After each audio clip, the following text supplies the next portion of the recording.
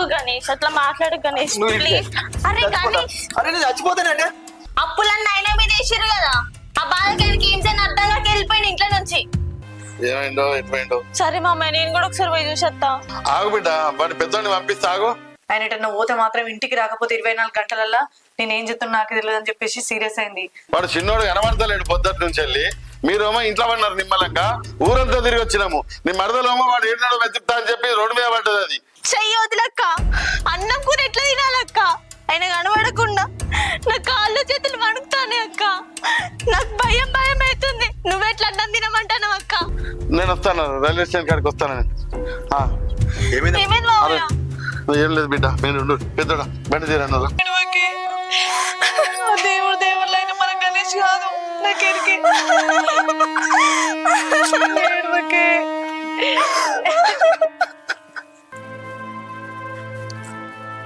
ఏడవకే ఊకో, వచ్చిండు కదా. ఏమైంది మావయ్య? అసలు ఆయన ఎటు పోయిండు? రైల్వే స్టేషన్ కాడ ఉంటే తీసుకొచ్చే అవసరం వచ్చిందంటే ఆయనకు అంత బాధ ఏమొచ్చింది? 3 రోజుల సంది మనం నోట్ల మంచులు వేయకుండా పిచ్చులు లెక్క ఊర్లు పట్టుకొని తిరుగుకుంటా ఎంకలాడుతున్నాం. అంత కట్టం ఆయనకేమొచ్చిందని గట్ల వేయండు మావయ్య. ఏం చెప్పాలి బిడ్డ, ఇక ఎవరో ఏమో అన్నారట అని సార్ అలిగి దేశాలు పట్టుకొని పోతా అని పోయాడు. వాళ్ళు అన్న మాటలకు బాగా బాధ అనిపించిందట. సార్ పేరు మార్చుకొని, ఇంటి పేరు మార్చుకొని, ఊరు పేరు మార్చుకొని ఆంధ్రాలో పోయి బతుకుతా, ఆంధ్రాలోనే సెటిల్ అవుతా, కొత్త పేరుతో కొత్త జీవితాన్ని స్టార్ట్ చేస్తా అని పెద్ద పెద్ద సినిమా డైలాగ్ కొట్టుకుంటా రైల్వే స్టేషన్ లో తిరుగుతాడట. ఆ వేణుగాడు చూసేపటికనే నాకు ఫోన్ చేసిండు. ఏంది మీ వాడికి ఇట్లా ఆంధ్రాకి పోతాడట, పేరు మార్చుకుంటా, ఊరు మార్చుకుంటా అని బాధపడతాడు. మరి ఏందో ఈ కథలేందో ఈ టెన్షన్ లేదో నాకైతే అర్థమవుతుంది. ఏంది అసలు నాకు కూడా తెలియక అడుగుతా మావయ్య. ఈ ప్రపంచంలో ఎంతో మంది అప్పులు చేసుకున్న వాళ్ళు ఉన్నారు, ఎంతో మంది జానీతి పడ్డోళ్ళు ఉన్నారు, అప్పులు ఎగ్గొట్టి ఊళ్ళ మీద దర్జాగా తిరిగిన వాళ్ళు ఉన్నారు. జానీతి పడ్డోళ్ళు కూడా నాకు సంబంధం లేదని చేతులు ఎత్తేసి ఎవరు బతుకు వాళ్ళు బతుకుంటూ దర్జాగా బతుకుతారు. వాళ్ళకు లేని బాధ ఈయనకే అంతగానం ఎందుకు వచ్చింది? ఈ ప్రపంచంలో ఈయన సొంటోళ్ళు ఈయన ఒక్కడే ఉన్నాడా? ఇక ఎవరు లేరా? గాదానికే గంతగానం ఊరు పేరు కన్నోళ్ళను ఉన్నోళ్ళను కట్టుకున్న భార్యను కూడా వదిలిపెట్టి ఎక్కడో పోయి బతికేంత కర్మ పట్టిందా చెప్పు? గదానికే ఇల్లు పెడిపోవన్నా. భగవంతా, అసలు గిట్ల ఎంతెందుకు పిరికిగా ఆలోచించడో నాకైతే అర్థమైతే లేదు. కోట్ల అప్పులు చేసి బినామీలు ఉండి కూడా నాకు సంబంధం లేని వెళ్ళిపోయిన వాళ్ళు ఉన్నారు. భూములు జాగలు అమ్ముకొని కూడా పోయి చెట్ల కింద బతికి పిల్ల పాపల్ని సాదుకుంటున్న వాళ్ళు ఉన్నారు. ఈయన ఇప్పుడే గింతగానం బాధపడితే రేపు పిల్లలు పుడతారు, ఇంకేదైనా కష్టకాలం వస్తుంది. అప్పుడు ఎట్లా ఉండాలి చెప్పు? ఏంది వదినే, అప్పు చేసిన వాళ్ళు అందరు చస్తారా, జగన్నాథ్ ఉన్న వాళ్ళు అందరు చస్తారా అని కూడా మాట్లాడతాను. అందరు ఒకటే తీరుంటారా? నేను చిన్నప్పటికెళ్ళి ఒక 10 రూపాయలు కూడా ఎవరి దగ్గర చేయి ఆపలే, ఎక్కడ అప్పు చేయలే. అట్లాంటిది నేను చేయని తప్పుకు అందరు నన్ను మాట్లాడితే నేను ఎట్లా తీసుకుంటా చెప్పు? అందుకే ఇంట్లోకి వెళ్ళి వేయనా.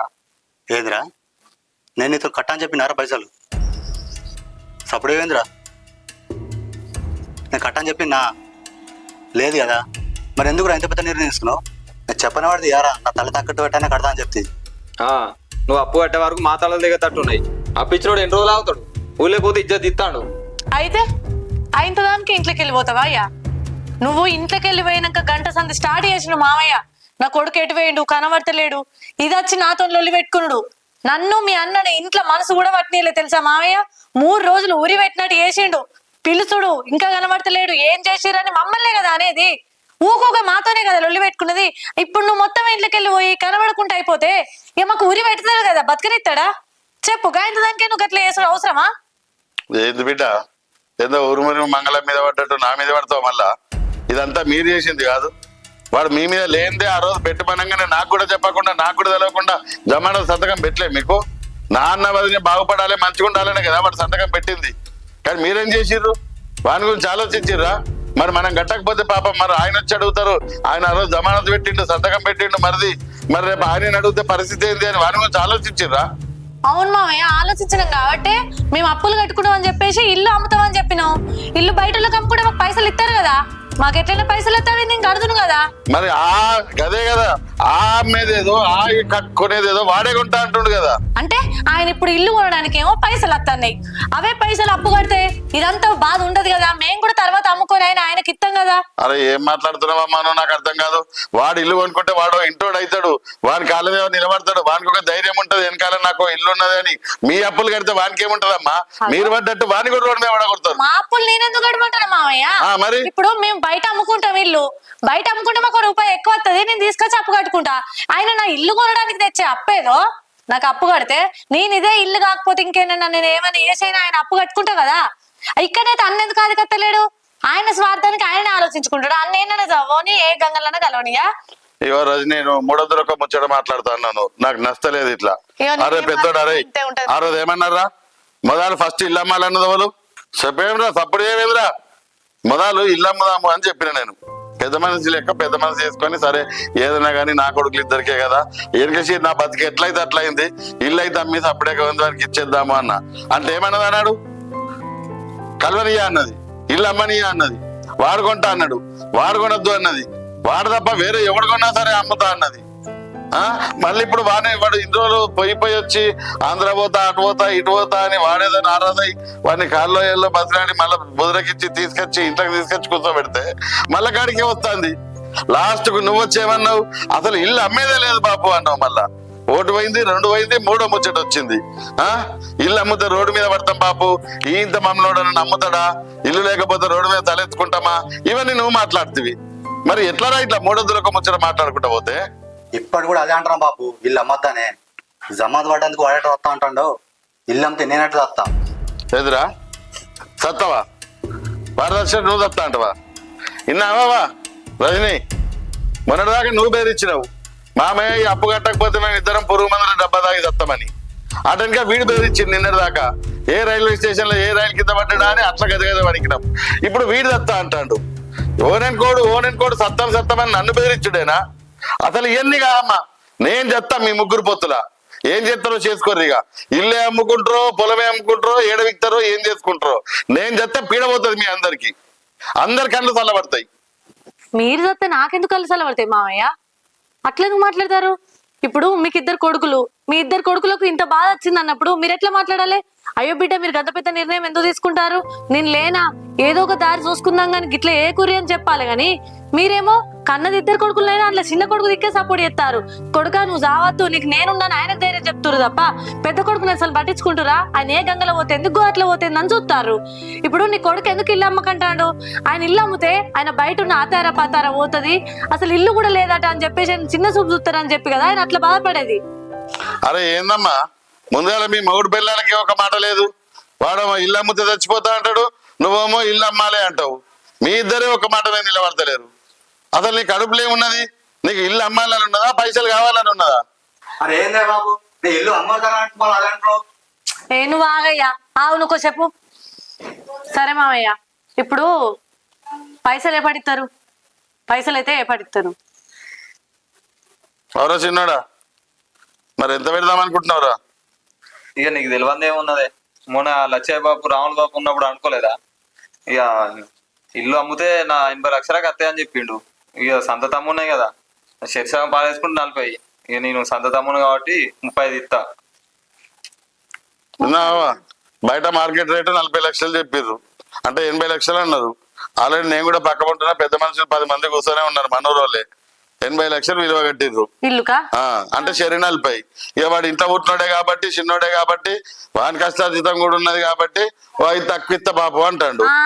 అందుకే గీ తిరకాసు పెడతాడు, నేను ఇంటోని నాకు అవి తక్కువ ఇవ్వాలి, నాకు బాగా తక్కువ ఇవ్వాలి, ఇగో ఈ తిరకాసు పెడతాడని నేను ఈయన కొనుడత్తన్నా.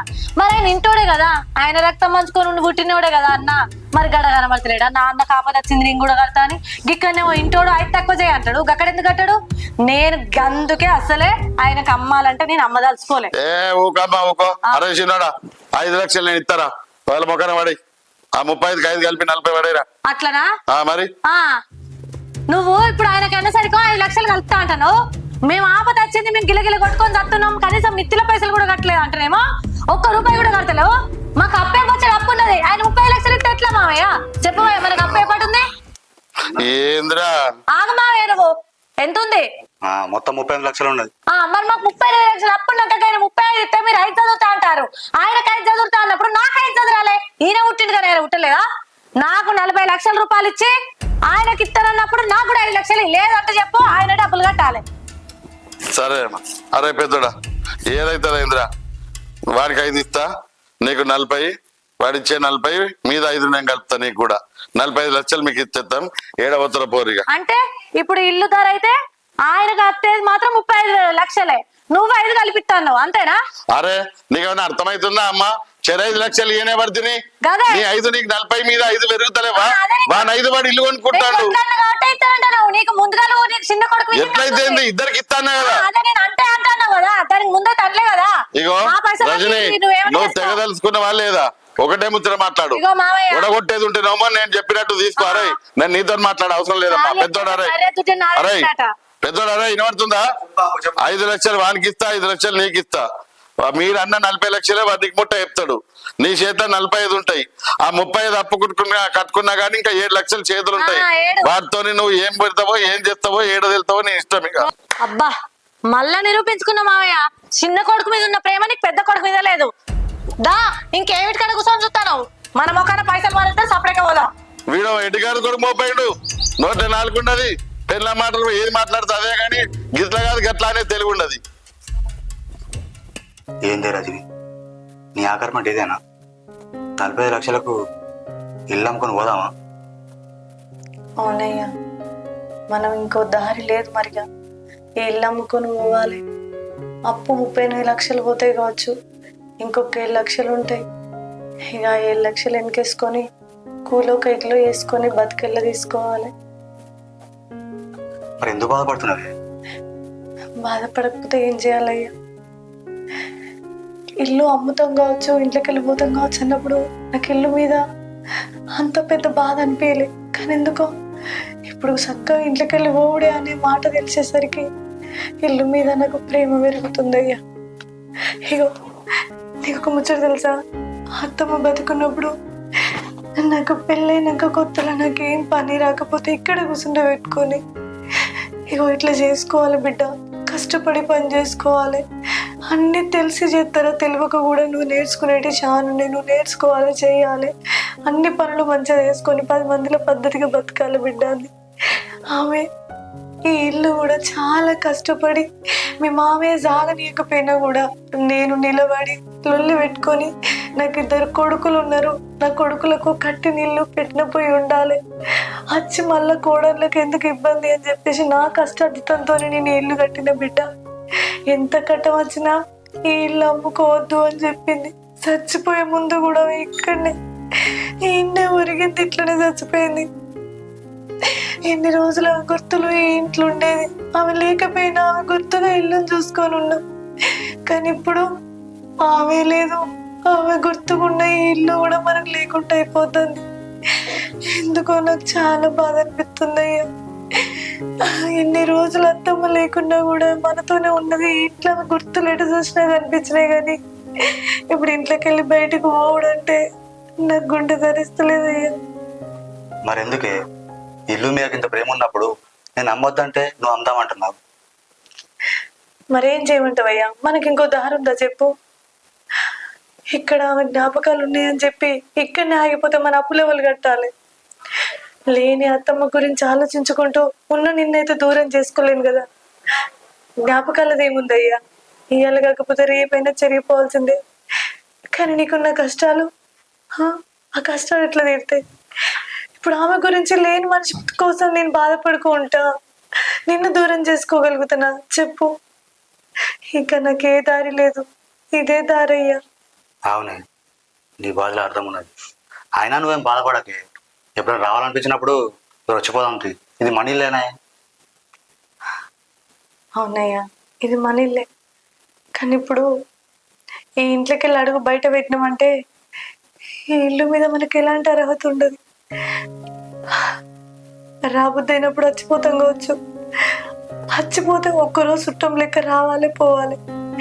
ఈ 5 ఏళ్ళు ఈ ఇంట్లో నా ఇల్లు అన్నట్టుండి ఒక్కరోజు చుట్టం దాని లెక్క వచ్చి ఉండడంటే నాతో ఏడవుతుందయ్యా, నాతో కాదు. ఎప్పుడైతే ఈ ఇంట్లోకి వెళ్ళి అడుగు బయట పెట్టినామో ఇక ఈ ఇల్లుకు మనకు రుణం బాసినట్టే. ఇంకా మనం ఇంటికి రాలేము, వచ్చినా ఉండలేము.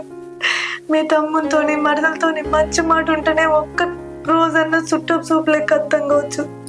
ఆ మాట కూడా లేకపోతే ఈ ఇంట్లోకి వచ్చి ఈ ఇంట్లో కూర్చునే అర్హత కూడా మనకు ఉండదు. బాధపడకే, ఎట్లా జరిగితే జరుగుతాయి. ధను ఎటువైనా నువ్వు ఎటువైనా నీకోసం ఈ పిచ్చిది వేడి ఎత్తుందని నీకు ఇంతనన్నా ఆలోచన లేదా? ఎటువైనా చెప్పు.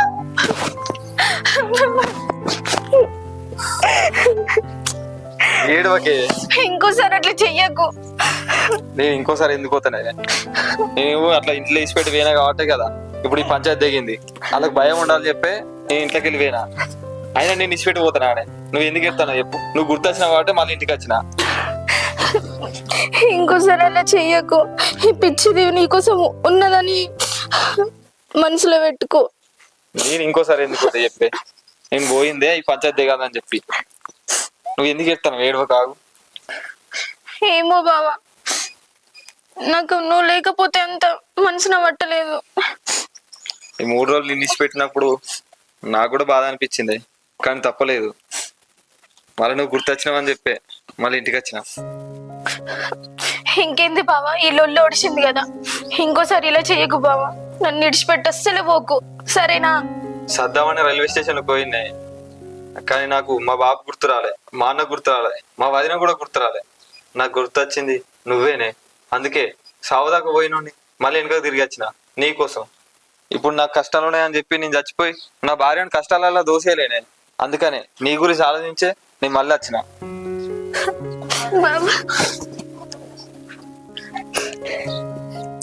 హలో, గణేష్, ఏడుకోయినావు గణేష్? ఇంట్లో సామాన్లు చదువుకోవద్దా? ఎప్పుడొస్తావు నువ్వు అసలు? రాదు తొందర నువ్వు. ఒకసారి ఫోన్ పెట్టేవారా, మాట్లాడాలి. సరే, నువ్వు తొందర రా గణేష్. సరే చెప్పకేంది?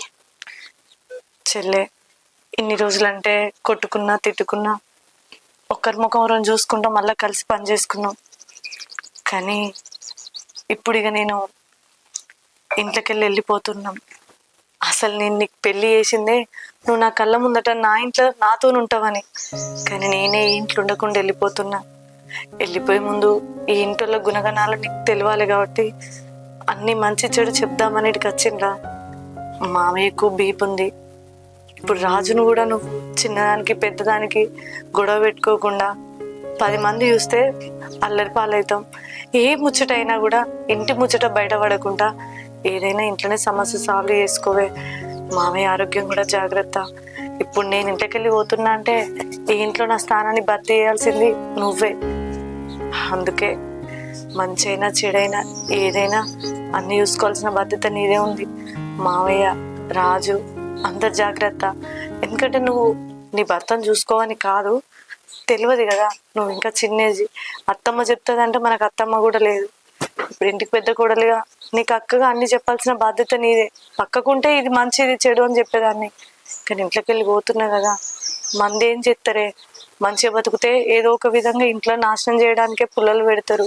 నువ్వు మంది మాటలు పట్టుకోకుండా నీ సంసారాన్ని మంచిగా కాపాడుకోవే. ఏ ముచ్చట చెప్తామని నీ దగ్గరికి వచ్చిండ్రా, జాగ్రత్త. అక్క, ఇవన్నీ నాకు తెలుసు, నువ్వు చెప్పాల్సిన అవసరం లేదు. కాదక్క, నీకు అన్ని తెలుసు కదా, మరి నీ బతికేంది గిట్లయింది? అవును, నా బతుకే ఇప్పుడు మంచి లేదు. ఇప్పుడు నీకు నేను చెప్పినా కూడా అర్థం కాదు. కానీ చెల్లె, మామయ్య గురించి అయితే కొంచెం ఆరోగ్యం గురించి జాగ్రత్త తీసుకో.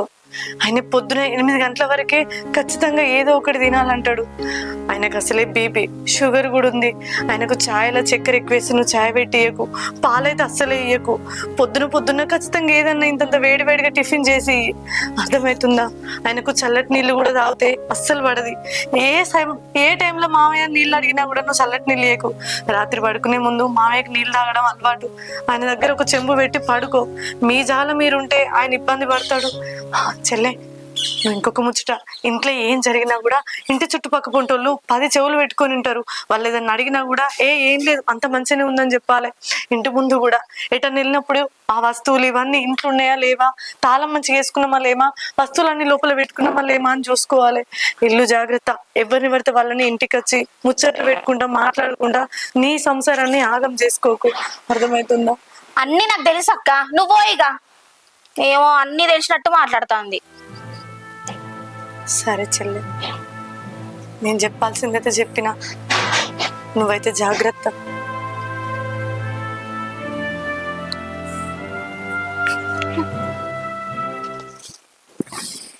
చిన్నోడా, అన్న వాళ్ళు పోతుర్రు, సరే మంచిగా మాట్లాడి నువ్వు ఏం కడుపులో పెట్టుకోకు, నిమ్మలంగా తాగుదోలు. నాకేం కోపం ఉంది, మంచిగా తాగుతా. నువ్వు కూడా బిడ్డ జర అక్క నువ్వు అన్ని మర్చిపో, జర మనసులో పెట్టుకోకు, మంచిగా తాగుదోలు. అవన్నీ పెట్టినావా? పెట్టేది బోల సంచి దాన్ని వేసినావా? ఆటో ఎక్కించిన. నీ బట్టలు బ్యాగ్ తీసుకొచ్చుకుంటా. ఈ బట్టలు ఇవే కదా? నేనే అందులో పెట్టినా, ఇది ఇంకోటి కానీ ఇప్పుడు మళ్ళీ మర్చిపోతే ఎట్లా? ఏమన్నా ఉన్నా లేకుండా అన్ని చదువుకుని పోతేనే నిమ్మలం కదా. మర్చిపోతే మళ్ళీ రామాది రాదు. ఏడికత్తావు మళ్ళీ, ఇంకేమి ఇటుకత్తావు? అడుగు బయట పెట్టినామంటే ఇంకా అవతలికి కూడా తప్పించి మళ్ళీ ఇంట్లోకి వచ్చేది లేదు. అడుగు పెట్టినామా ఇంకా మళ్ళీ ఇక్కడ ఇల్లు మొహం చూడు. ఏంది బిడ్డ గట్లా మాట్లాడబడుతుంది? ఇంతటితో అయిపోయిందా అమ్మ? ఏమిట్లకి ఏమైందని? రేపటి కాలంలో పిల్లలు పండుగలో పబ్బాలో మళ్ళా రామాపోమా ఎంత కాదనుకున్నా తొడ పుట్టినోడు కాకుండా కడుపులో పుట్టినోడు తండ్రిని కాదనుకుంటా పోతాడా? ఇగో మామయ్య, ఇంకెక్కడికి వచ్చుడు? ఇయాడితోని ఈ ఇల్లుకు మాకు రుణం చెల్లిపోతుంది. అడుగు బయట పెట్టినామంటే ఇంకే మొహం పెట్టుకొని ఇంటికి రమ్మంటూ పంపిస్తారు కదా, పైసలు ఇచ్చి మరీ వెళ్ళిపోరని. ఇంకేం చేయమంటావు? వచ్చి తోడబుట్టినోళ్ళు ఎవరు, కడుపుతో అన్నోళ్ళు ఎవరు, ఎవరు లేకుండానే అయిపోయింది. వెళ్ళిపోతున్నాం, సరేనా? పోయేస్తాం. అట్లా అనకు బిడ్డ, నువ్వు పోయేటప్పుడు నన్ను బాధ పెట్టిపోకూడదు జరా. మా గురించి వదిలిపెట్టు మామయ్య. అనేటి అన్నారు, చేసేది చేసేది. నా చెల్లె బతుకు నిలబడాలని నేను ఎంతో కొట్లాడు తీసుకొచ్చి పెట్టుకున్నా, కానీ నా బతుకే ఇట్లా అయిపోతుంది.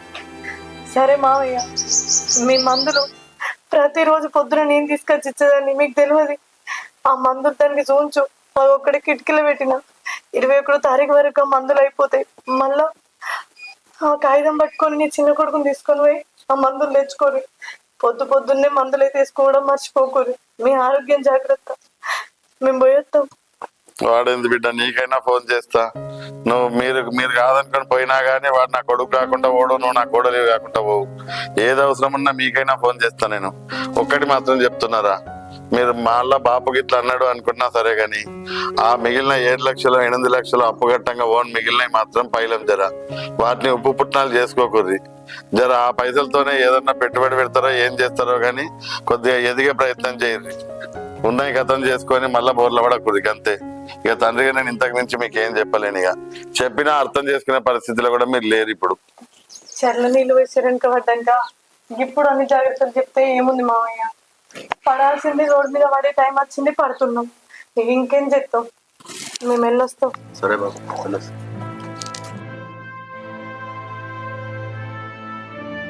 అన్న జాగ్రత్త పోరి. వదినే పైలంగా పోయినాక ఫోన్ చేయరి.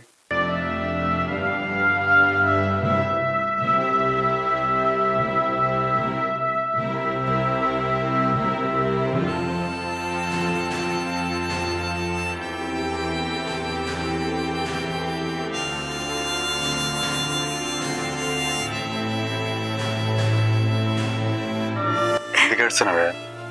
పోదాం.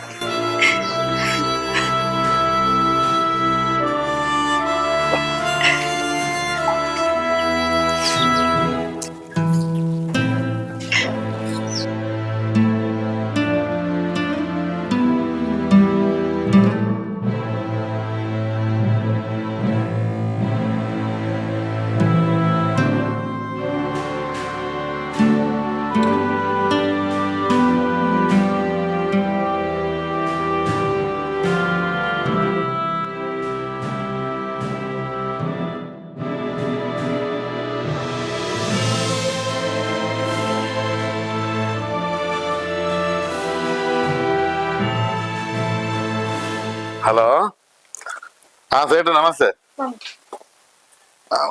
వచ్చిండా మావాడు? అదే అదే బర్ల పైసలే పంపించినట్టు ఇక చాలా రోజులు అవుతుంది కదా కానీ సరే ఇచ్చిండా ముట్టినాకరే. ఓకే వెళ్ళినాడే అటు నుంచి? అవునా మరి రాలే కదా ఇంకా. సరే సరే వచ్చినట్టున్నాడు. వచ్చిండు తీయ. అరే గణేష్ రా కూర్చో. సరేనే నమస్తే ఉంటా. కూర్చో బిడ్డ. ఏమైంది బిడ్డ? పోయిన పని మంచిగా అయిందా? కట్టినే బాపు. అయితే అలా కొడుకున్నట్టున్నాడు. నీకు ఒక 5,000 తక్కువ ఏమని అడిగినా, లాభం వచ్చిన తర్వాత చూసుకుంటా కానీ ఇప్పుడు ఒక 5,000 తక్కువ ఏమంటే చేసిండే. మంచివాడే పాపం. 5,000 తగ్గించిండా? ఇవాళ కొడుకున్నాడట కదా శేఖర్. అదే అదే శేఖర్ ఉండట్లా ఇక మనకు అయింది కానీ అదే అబ్బో వాళ్ళు అయ్యి ఉంటే మాత్రం రా రూపాయి తగ్గనీయకపోవు. ఇక నువ్వు పోయిన టైంకు మంచిది అయింది కొడుకున్నాడు. ఏదో బిడ్డ 5,000కి 5,000 వేస్తారా? సరే కానీ అరే ఇక నేను మంచిగా చెప్తున్నా బిడ్డ. ఇక చిన్నాడా ఒక ముచ్చట అవుతారా ఇక ఆ ఫామ్ మంచిగా చూసుకో. ఆ బర్రెలు పాలు అని దాన్ని చిన్న చూపు చూడకు. నువ్వు పెద్దోని లెక్క ఇంటికాడ వండి అదే వెళ్తుందిలే అనుకుంటే మళ్ళా బతుకులు ఆగమవుతాయి బిడ్డ. ఇక నేను తండ్రిని కాబట్టి ఉండబట్టలేక చెప్తానా, వాళ్ళ లెక్క చేసుకోకుండా జర మంచిగా సంపాదించుకొని 4 రాళ్ళు వెనకేసుకొని ఇటువంటి ఇంకో ఇల్లు కొనొచ్చు బిడ్డ నువ్వు మంచిగా చూసుకుంటే. జర నువ్వు కూడా వానికి సపోర్ట్ ఉండాలమ్మా. మంచి చెడు ఏందనేది జర ఎప్పటికప్పుడు చూస్తుండాలి. ఆ పెద్దది కదా ఆయనే చూసుకుంటాడు, ఆయన దాంట్లో నేనెందుకు చూడాలి అని చెప్పి పట్టించుకున్నట్టు ఉంటే మాత్రం ఆగమైతే జీవితాలు. ఎటు పోతాడు ఏం చేస్తాడు అనేది అన్ని కనిపెడుతుండాలి. ఏదైనా నీకు డౌట్ అనిపిస్తే, నీకు అడగాలంటే ఇంకా ముందు అనిపిస్తే నాకు చెప్పు మామయ్యకి ఇట్లా అని. సరే మామయ్య మీరేం రంది పెట్టుకోకర్రి, ఏదన్నా నేను చూసుకుంటా. ఇక నేనైతే మళ్ళా చెప్పా బిడ్డ, దాన్ని కాపాడుకుంటేనే ముఖం ఉంటది రేపు. సరేనా? సరేనే బాబు. నువ్వు ఉండగా మాకే కష్టం వస్తుంది. ఏమన్నా చేద్దామన్నా కూడా నిన్ను అడిగి చేస్తాం కదా.